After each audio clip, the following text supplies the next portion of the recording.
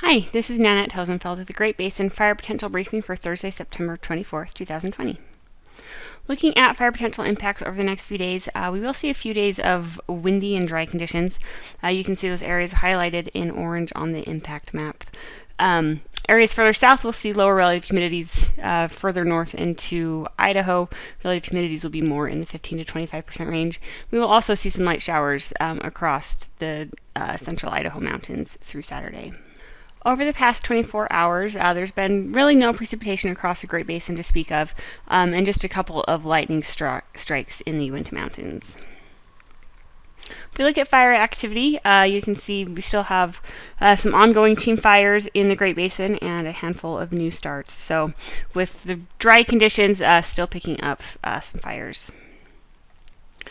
ERCs are abnormally high for the time of year. You can see a pretty large assortment of ERC stations, or raw stations reporting ERCs in the 80 to 97th percentile. So still quite high for the time of year. And if we look at that in more detail, GB30, which is in central Utah, you can see took a dip with the cooler weather we saw last week, but is rapidly recovering back up to near record levels.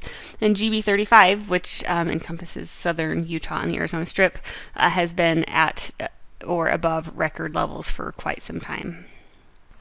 Looking at today, again, in a little more detail, you can see an upper level trough moving through the northern part of the country that is sending a cold front into the Great Basin. With that cold front, we will see gusty winds this afternoon, and we have a high risk issued for portions of Idaho and the higher terrain of central and southern Utah. Winds this afternoon will be in the 20 to 30 mile an hour range across much of Utah and Idaho with that cold front moving through. And we are looking at relative humidity in the 15 to 20% range across a large portion of the area, with some single digit relative humidity possible across central and southern Nevada. As we move into Friday, we keep that large upper level low in place across the northern U.S. We will continue to see gusty winds across portions of the higher terrain of central and southern Utah as well as eastern Utah. Winds will be gusty across a large portion of the Great Basin. You can see those gusty winds expected in the image on the left with the orange highlighted areas. Those are the 20 to 30 mile an hour winds. And then up into Idaho, really looking at some strong winds across the higher terrain there. The good news is that relative humidity will have come up quite a bit across the northern part of the Great Basin with that cold front. And so the areas that we're expecting critical fire weather across portions of central and southern Utah, where those relative humidity values will be critical. As we move into Saturday, that low pressure system starts to move off. We begin to see high pressure building over the western U.S.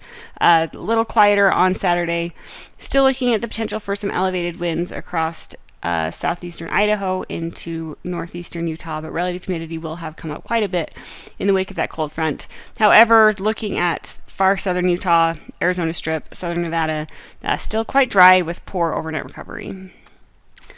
Over the next 3 days, really not much in the way of precipitation for the Great Basin. Really the only area expected to see any precipitation is the central Idaho mountains.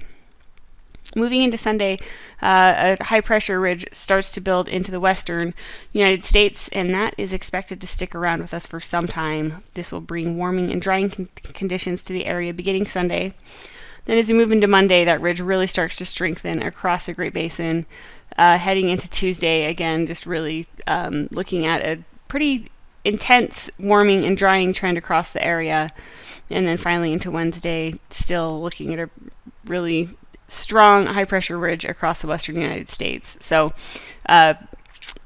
really strong warming and drying trend starting Sunday, going through at least Wednesday of next week.